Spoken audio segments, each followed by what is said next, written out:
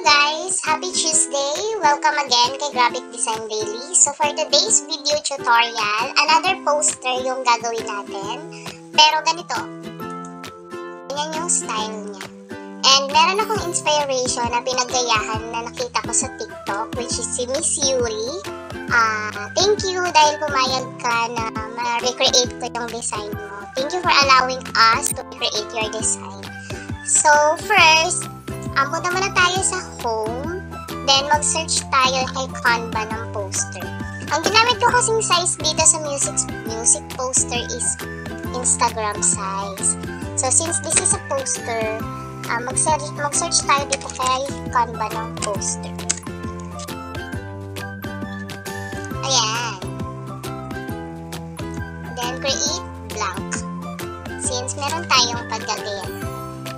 Don't you worry guys, ipapakita ko yung kanyang TikTok account. So, pwede nyo ring bisitahin yung kanyang TikTok account para dun sa mga graphic design tips. Marami siyang mga nakapost sa kanyang TikTok. Then, so, mag-start na tayo. Ang unang ginawa is, nagpalit ng color background. Dito sa element, i-search nyo is teal background. So, hahanap tayo dito sa graphics ng teal background. So, for example, ito. Wala ngayon talagang ginamit niya doon sa video niya. Kaya, magkaano na lang tayo. Iibahin na lang natin yung background. Then, set image as background. Then, kukuha pa tayo ng another teal background.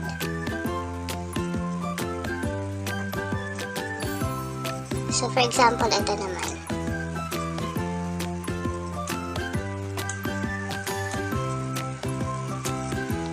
I-pantay lang natin siya dyan. Tapos, bawasan natin yung kanyang transparency. Gawin natin 70 or 65. Okay na yan. Then, after that, maglagay tayo ng green glow. Green glow.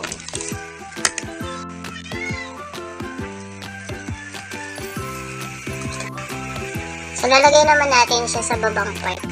Sa bottom part ng ginagawa natin page. So, taas-taas natin ng konti. Ayan. Tapos, maglalagay tayo ng purple abstract wavy lines. So, ito namang purple abstract wavy lines ay ilalagay natin sa gitna. So, for example, ito. Ganyan lang natin siya. Tapos, lagyan natin. Purple ba siya? Parang hindi siya purple yun.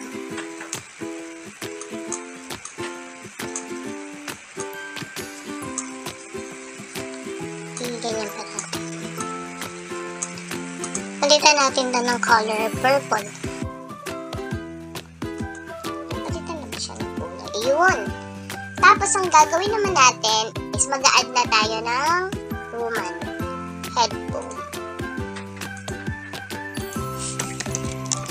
Roman music.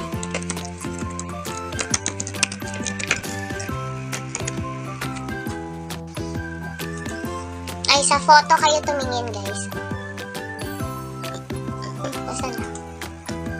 Ayun. Ganito yung ginamit ni Miss Yuri. Pero iba yung niya, iba yung design niya. I mean, iba yung itsura niya. Parang ang ganda. Pwede pa tayo magpalit talaga. For example, ito. O, diba? Ang gagawin natin dyan, guys, is background remover.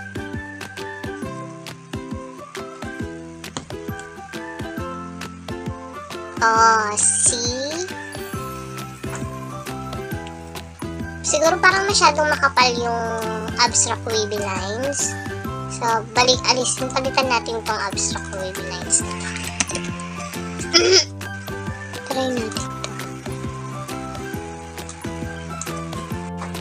Hindi naman siya masyadong kita. Ito kaya.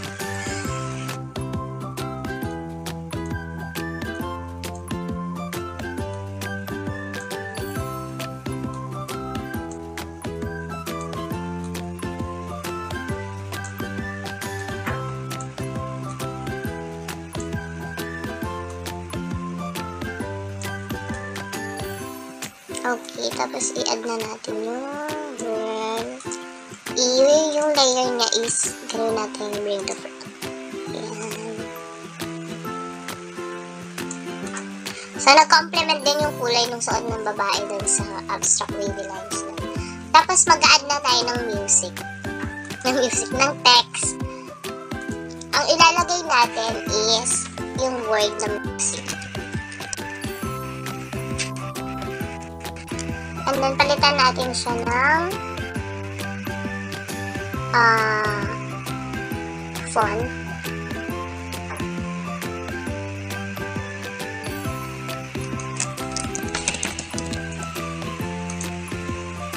Ayan. So, lakayan lang natin siya. So, mga ganyan.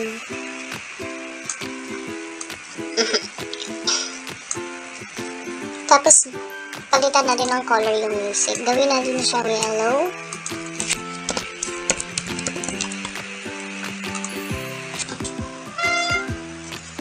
Tapos, guys, i-duplicate natin yung word na music.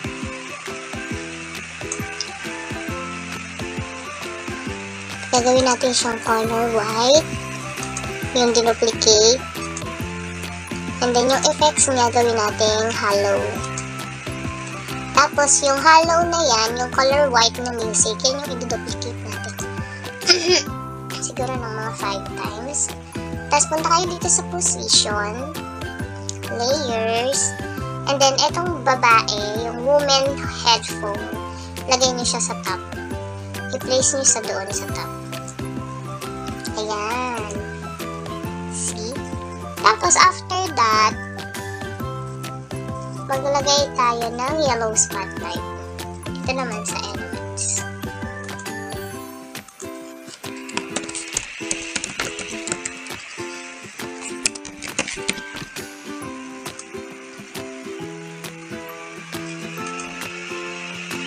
Ayan, dito siya. Lagay natin doon si yellow spotlight dito. Ganyan natin siya. Pwede din naman natin siyang lakihan. Siguro, ilipat lang muna natin dito.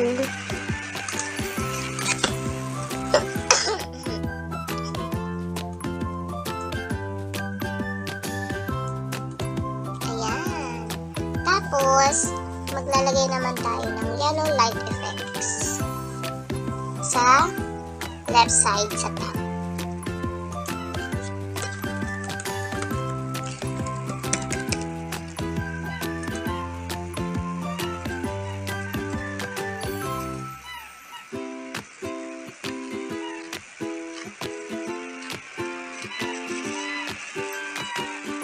Parang ito ata. Ay, hindi.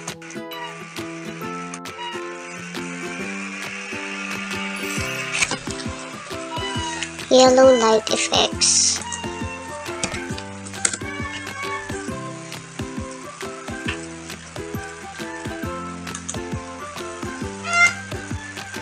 Ayun, nakakita na ako. Delete natin to. Try natin to. Ayan. Tapos, lakayan natin siya. Try natin siyang ilagay sa likod ni music.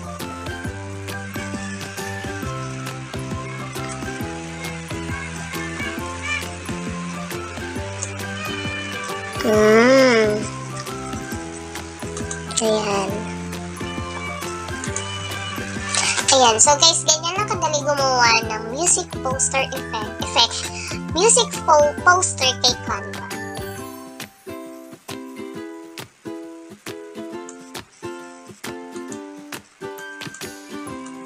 Kuha natin na ng konti.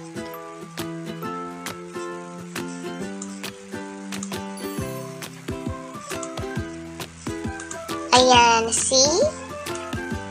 Meron na tayo ngayong music poster kay Canva. So, thank you, Miss Yuri. Thank you so much. Thank you again, Miss Yuri, for allowing us to recreate your design. So, please expect that mag-recreate talaga kami ng mga designs. By the way, Miss Yuri is from, ano yata siya eh. Hindi siya from Philippines. Miss Yuri is not from Philippines. Pero, ayun, itatag ko siya. Ilalagay ko yung kanyang TikTok account, guys. So, you can follow Miss Yuri po for more tips din. So, sabay-sabay tayong matuto dun sa mga designs or sa mga graphic design na ginagawa ni Miss Yuri sa Canva. So, thank you again, guys, for watching this video tutorial. So, stay tuned for our next video tutorial tomorrow.